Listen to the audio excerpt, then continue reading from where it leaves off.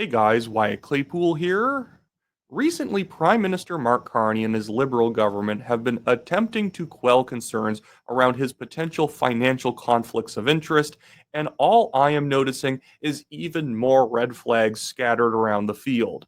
The measures that they are taking feel like they are deliberate half measures or maybe even quarter measures in which there are still obvious avenues for potential corruption around his financial interests.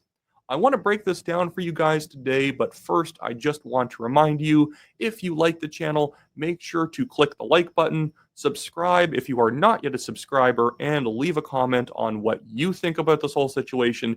Do you think the measures they are taking in conjunction with the ethics commissioner are enough, or do you think that there needs to be a full ban dealing with these companies or something else?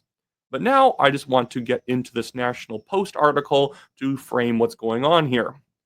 So it says here Carney to recuse himself from dealing with over 100 companies in sprawling government conflict screen. And so it says here Ottawa. Prime Minister Mark Carney will have to recuse himself from any discussions directly involving Brookfield Asset Management, payment processing giant Stripe, and dozens of companies owned or controlled by them as part of an executive conflict of interest screen. In a disclosure posted Friday afternoon on the Ethics Commissioner's website, Carney said he had agreed with the watchdog's office to set up a conflict of interest screen between himself and Brookfield Asset Management, Brookfield Corporation, Stripe Incorporated, and any of 100 other companies owned or controlled by them at the time he set up a blind trust to oversee his assets. Now, this feels like I was saying before, like half measures, if not quarter measures. There's a conflict of interest screen between himself and these companies. There needs to be a conflict of interest screen between his government and these companies. Because the idea that any liberal minister doesn't know that he has money invested in Brookfield when they're potentially giving Brookfield a contract feels very foolish to me. Now, what I want to dive into in a second here is the list of companies. But to start off with, this does not feel like enough. Again, this just means that Mark Carney can't personally speak with Brookfield or he can't personally recommend one of its associated companies. That doesn't stop anyone else from basically saying, you'd make Mark really happy if this company got a contract. They should probably set something up, not a full blanket ban. I know some people out there would probably want a full blanket ban that the government cannot give contracts to any of these companies while he is in office. But what you need to have is an extra special burden of proof that this is the best company for any given contract, for any given service that they are going to render for the government. They have to be easily the best bid on a contract. If one of these companies is in contention for a contract, it cannot be sole source, and they must by far have the cheapest price. If it's not that, well, you're benefiting Mark Carney for a company that might not even be the best choice for taxpayers. So already from my perspective, this isn't exactly great. Again, we probably need much heavier measures in order to prevent any level of conflict of interest from seeping into government decisions.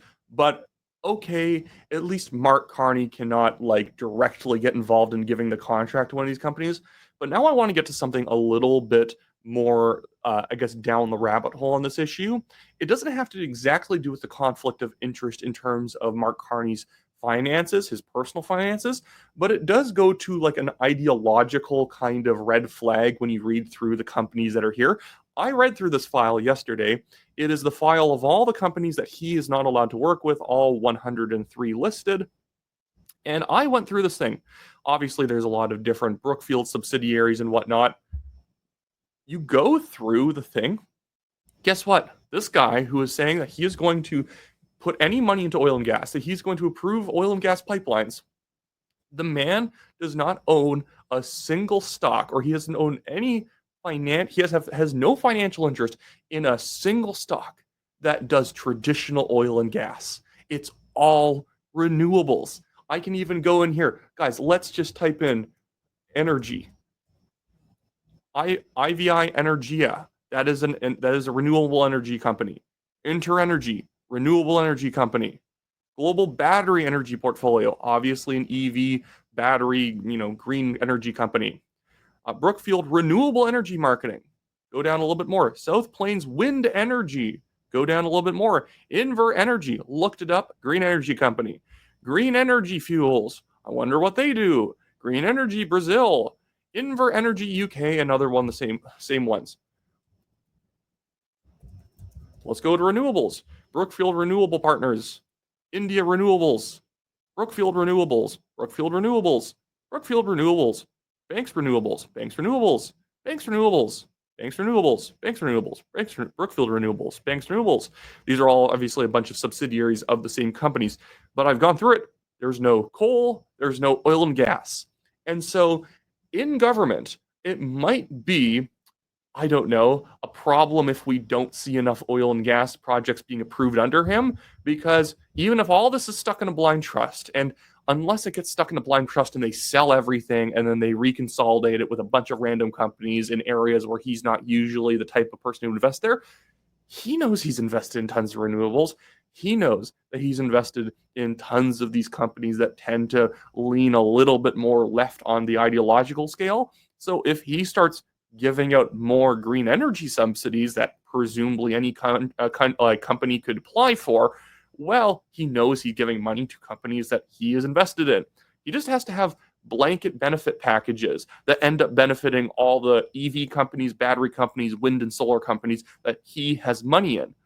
It's not that difficult for him to figure out how to get himself more money, even with a conflict of interest screen, because I'm saving the planet.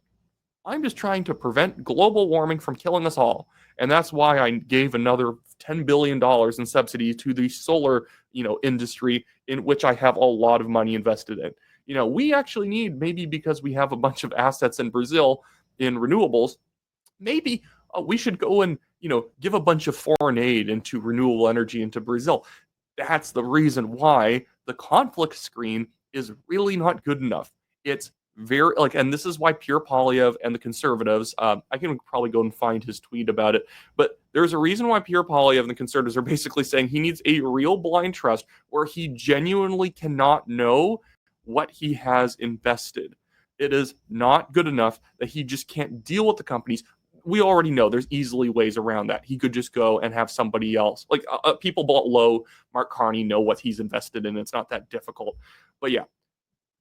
And this is what Pierre Poilievre said. I'm not sure if he was specifically saying anything about having to sell it all off. I've seen other conservative MPs saying that, but at least this was his tweet about it. He said, Mark Carney must explain why he kept these conflicts secret from voters until after the election. Now he will be in a position to profit from big decisions or will be forced to sit out those decisions altogether. Either way, Canadians will pay the price. And yes, this was a major federal election issue. What did he have conflicts of interest in? What was he invested in? Because when he was pushing a big green agenda during the election, when he was pushing for modular homes, he didn't say in the same breath, by the way, I have 16 companies I have a financial stake in the renewable sector. By the way, Brookfield helps invest in companies that make modular homes. By the way, you guys want a modular home? That is a problem. And maybe it's just a personal bias that he thinks these are great investments. He thinks they're fantastic assets. And so he thinks that Canada should be involved in it. Maybe it's purely innocent. That's fine. But that's the problem with the conflict of interest. You have a bias that ends up benefiting you inadvertently or intentionally or unintentionally. Well, the problem is we don't want it to be anything. We don't want it to be intentional, unintentional, because we don't want it to happen in the first place. And that's the problem. He has been basically dragging his feet on declaring if he has a conflict of interest up until the last 5 minutes, because he thought probably he could just get away with not actually mentioning it to anybody. It was such a big deal. Like the NDP, the Bloc Québécois, the Conservatives, the Greens, everyone attacked Carney for this, and it was just never considered that big a deal by the media. He had that weird moment with Rosemary Barton where he told Rosemary, look inside yourself, because she was asking a question about his conflicts of interest. But that lasted as long as a dry popcorn fart. We didn't really hear that much about it after a little while. It just turned into one of those, it was the issue of the week, that election, when that should have been constantly being brought up for the entire election. You won't disclose. This is kind of like the highest office in the land. He was already prime minister even before he was running in 2025, of course, and he still didn't have to mention it. There was no ethic. This is honestly where I get a little annoyed with the ethics watchdog, the ethics commissioner. Why wasn't this like something they were like demanding he disclose before he even ran for re-election? He was already in a decision-making position, and he was just allowed to not have to do it until July. He's been in since March, and it's July, and only in July does he have to put out a list of 103 companies. By the way, do you really think he only has 103 companies he has financial stake in? I feel like there's probably a little bit more there because the man has a lot of money. I'm sure he has money in a lot of different things, especially like I'd like to know houses that he owns in Canada.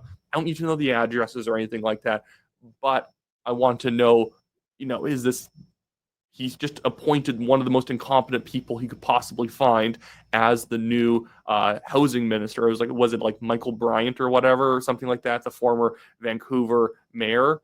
He was like terrible, has a terrible record on housing. It bears asking, do you want someone who's intentionally bad on housing because it's going to make sure that your house doesn't lose value by not building as many houses? But whatever. Everything is so tiring in government these days. It's all so stupid, but that's just Canada for you. Anyways, so that should be it for me today, guys. Again, just a reminder, you like the show, like the video, subscribe to the channel, you're not yet a subscriber, and leave a comment on what you think should be done in this, I guess, ethical quagmire that the government may be in with his assets. Again, it's insane that he only has to recuse himself. The government should set up special procedures that no sole source contract can be given to any of these companies. No sole source contracts for any company that a minister or the prime minister has a conflict of interest in. It must always be a competitive bidding process, and that company can only be chosen if it is the cheapest option or can easily show that it provides more value, even if it's not the lowest bid. It's close to the lowest bid and provides more value, maybe, but it should basically always be the lowest bid. Again, the companies don't need government contracts to survive. So it's always sketchy when anything that the government has, anything that the Liberals have stake in, suddenly start getting tons of sole source contracts. And this isn't like you're being paranoid, Wyatt. This happened all the time with Justin Trudeau. You'd have Liberals leave the government, go start up a company, and then that company would start getting sole source contracts up the wazoo. It was dumb. We had even had a guy run for the Liberal leadership, Frank Bayless, who did this. He stopped being an MP after 2019. He could have kept going, but he was in government, probably networked around, got a lot of people liked him, left government, started up like a ventilator company during COVID, and got millions of dollars despite the fact that he was a glorified middleman, a middleman that did not need to exist. Anyway, so that's it for me, guys. See you later.